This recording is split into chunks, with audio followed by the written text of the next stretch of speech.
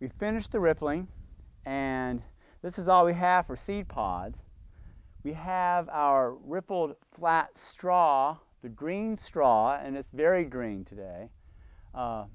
Earlier I had talked about how the flats can turn brown when it's in the shot form, but we didn't have a lot of that. The outside bundles did turn brown, but all the interior bundles stayed green this time.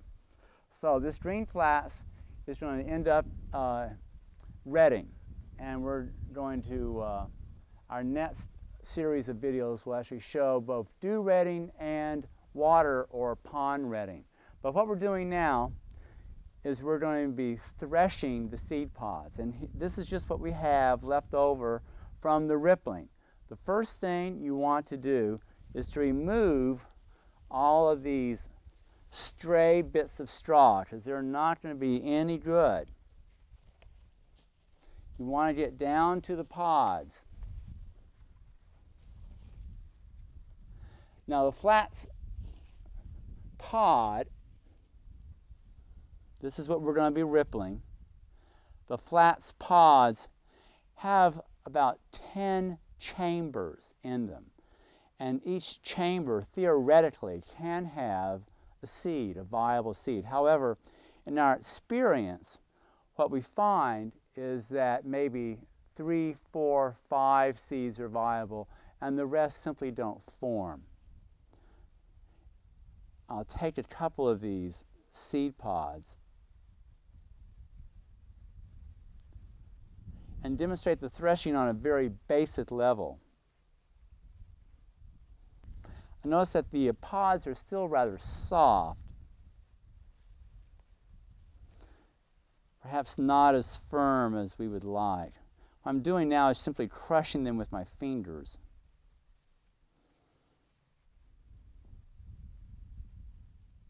This also gives an idea of how much viable seed we're going to have. And I have a feeling that there's not going to be a lot of viable seed. Our soil was so bad, and if I have any culprit to blame, I'm going to blame our soil. There we go.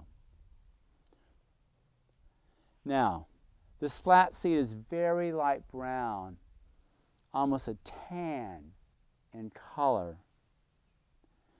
And this is a viable seed that can be replanted next year or can be crushed, as I said, in an oil mill to make linseed oil. Now, the milling process is very complicated. It takes an enormous amount of pressure. They were traditionally crushed, they meaning the flat seeds, were traditionally crushed in water mills that developed tons of pressure. You simply cannot put flat seed in an apple press, for example, or a grape press, or a cheese press, and get anything out of it. It needs hydraulic pressure these days. It's done with hydraulics to get the amount of force necessary to release the oil. So that's not our concern. Our concern is to get this seed and see how much viable seed we're going to get from this small amount of pods. Now we're ready to start the actual threshing. Traditionally, that was done with a flail. Now, most historic sites have what we call a double flail like this, with a large handle and basically a whomper at the other end. And this is used for grains. This is not a flail for flats, and we'll show you why. The main reason is that the whomper end of it is round, and what you need for the flat seed is a broad, flat head to crush the seed pods. So this is a wonderful tool, but it's not used for flats. The flats flail is quite a bit different. This is a German style solid flail, it's called, and this is indeed a very solid flail. This is a piece of oak on the bottom with a straight handle. You can see how short it is. I like to say this was used by short German farmers, and it was. The flat, broad base of it is precisely what you need to crush and smash the flat seed pods. This is a back-killing process, especially if you're 6 foot like I am or taller. You're bending over hour after hour, and it really gets to your back. If you want to make one of these, this is so simple. You simply get a long, narrow block of wood and stick a handle in it. The block is about 4 inches long. This one's about 2 inches tall, though it does taper a little bit on each side, and probably about 2 feet long. You really don't want anything larger than this because you're lifting this again with your back and it gets old very fast. The process, however, is very, very simple.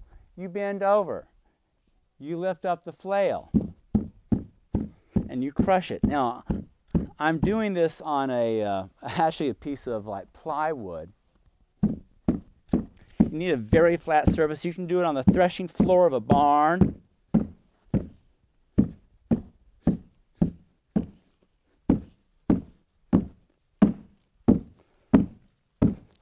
Now you can see why you want to have the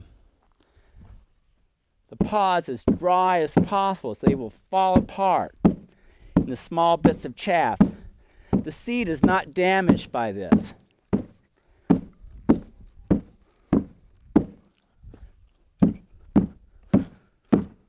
However, if the pods are not completely dry, if they're still sort of squishy, they're not going to crush and release the seeds. So you really need to make sure that the seed pods are dry and sort of crunchy.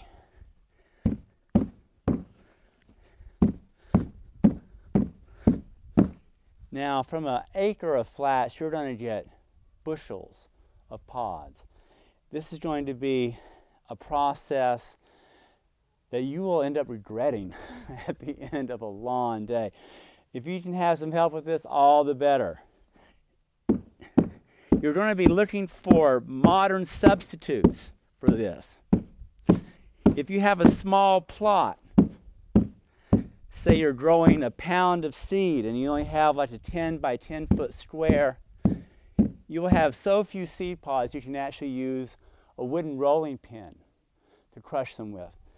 If you have a marble rolling pin or something like that that's heavier, that's great too. Granite, anything like that that's heavy would be perfect for rolling over these suckers and crushing them. In desperation, Christian even rolled his Jeep with its very wide tires back and forth over our seed pods to crush them. And actually that worked very well. If you have a lawn roller for your yard, or you can borrow one from a neighbor, that would be perfect. Go out into your driveway, put out a sheet, take your lawn tractor, roll back and forth over it. I've seen even push hand-powered lawn rollers. That would be perfect for this. Think of some smart modern ways that would get you out of this. Because you don't want to spend a lot of time, especially if you have 4 or 5 bushels of seed to do.